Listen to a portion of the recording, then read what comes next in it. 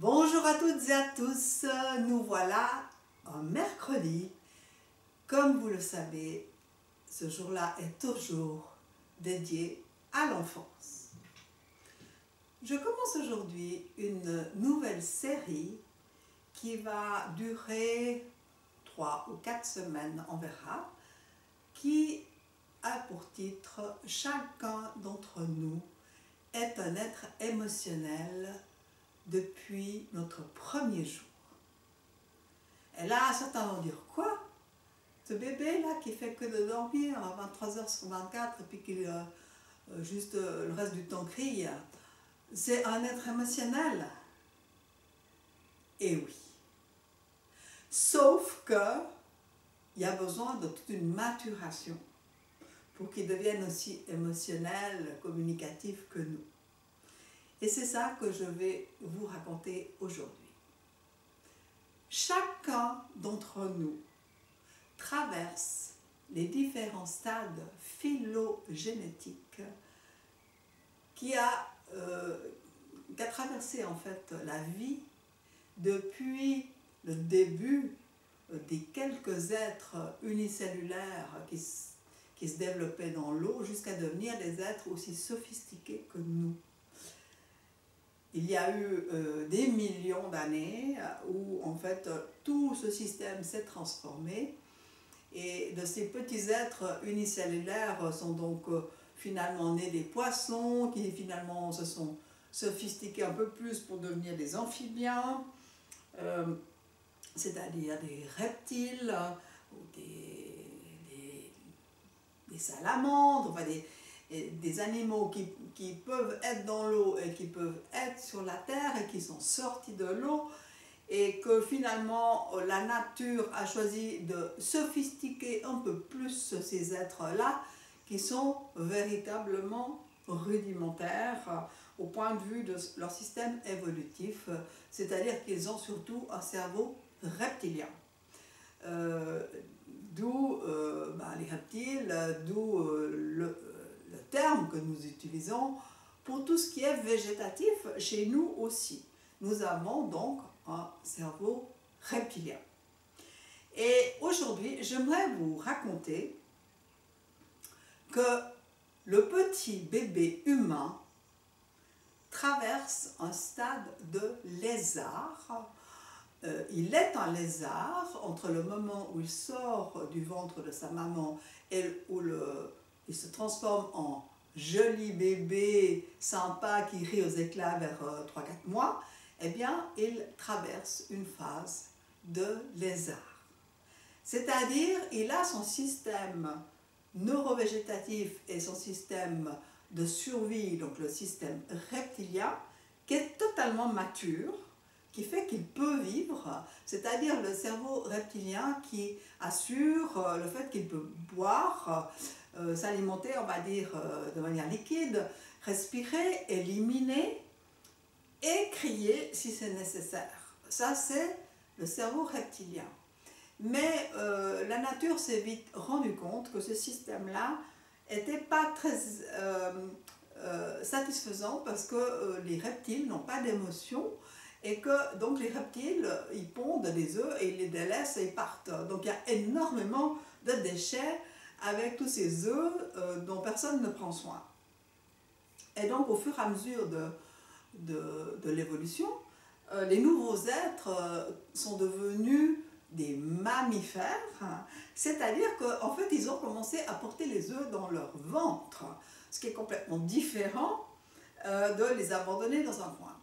Et donc là il y a eu un saut quantique presque dans l'évolution, même si ça a pris des millions d'années. Et donc là les mammifères ont commencé à porter les œufs, leurs œufs dans leur ventre. Et il se passait là, à ce moment-là, quelque chose qui pouvait devenir dangereux, c'est-à-dire que là, les œufs étaient vraiment bien en place, au chaud, toujours assez d'eau, assez de nourriture, et en fait, le bébé risquait de se développer très bien et devenir très vite trop gros. Et donc la nature s'est encore débrouillée, elle se débrouille toujours de manière extraordinaire, elle a trouvé le moyen d'éviter que le bébé ne puisse pas sortir du ventre de sa mère, parce que ça ne sert à rien que le bébé se développe s'il ne peut plus jamais en sortir. Donc il a fallu mettre en place un système pour que le bébé humain soit accouché alors qu'il n'est pas fini.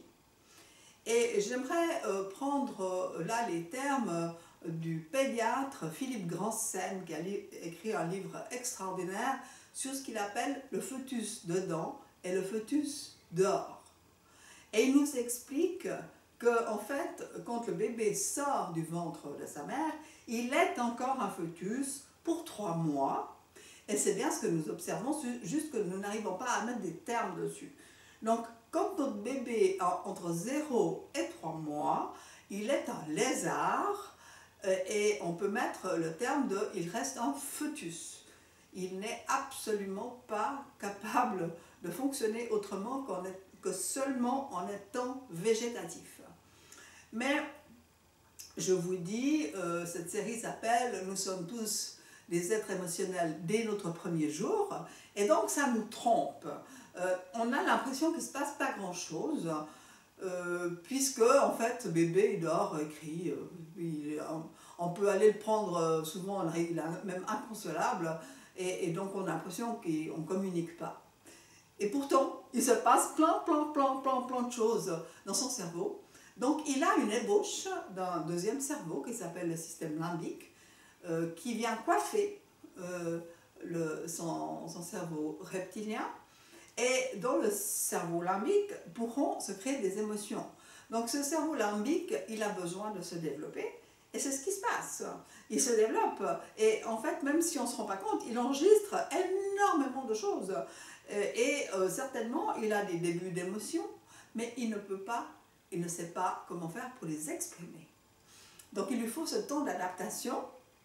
Parce que quand il aura 3 mois, 4 mois, il va commencer à exprimer la joie, le rire et tout ça. Et là, il va commencer à pouvoir vraiment exprimer les émotions. Mais pendant les 3 premiers mois, c'est juste qu'il enregistre, et ça s'inscrit.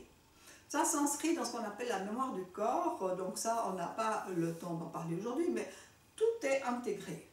Et tout ce qui lui arrive, les bonnes choses comme les moins bonnes choses, hein, tout est intégré. Et donc, en fait, il est en train de se forger ses émotions, même qu'il ne peut pas encore les montrer. Donc, le petit humain, il a le cerveau reptilien qui est totalement mature, on l'a dit, au moment de la naissance. Il a une ébauche de système limbique, ce deuxième cerveau des émotions, et il n'a pas encore, mais vraiment pas encore, le système mental qui dépend du cortex, qui est l'enveloppe extérieure du cerveau, et qui est cette enveloppe qui nous différencie justement des autres animaux, où là ça devient vraiment extrêmement complexe et spécialisé, où je peux vous raconter des choses comme ça compliquées et que vous pouvez les comprendre. Ça se passe avec nos cortex.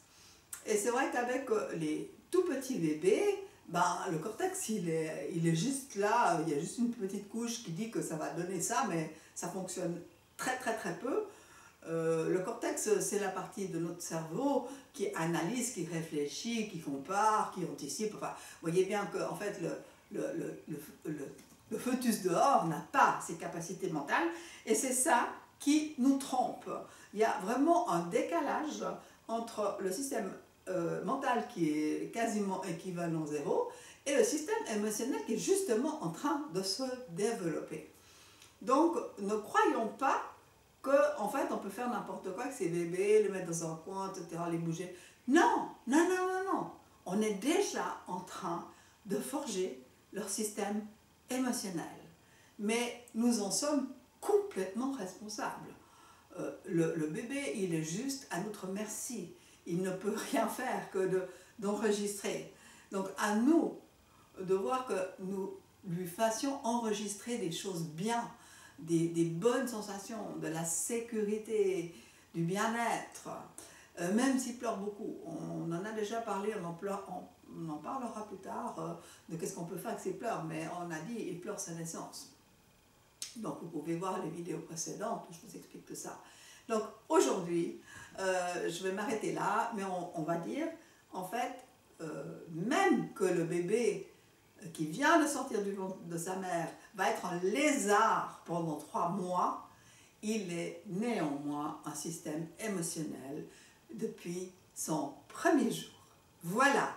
Alors, je vous invite à partager avec vos amis, inviter du monde sur cette chaîne, mettez des pouces, mettez des commentaires, participez, soyez actifs, soyez proactifs et surtout abonnez-vous parce que la semaine prochaine, le mercredi prochain, je vais vous donner la suite de cette vidéo.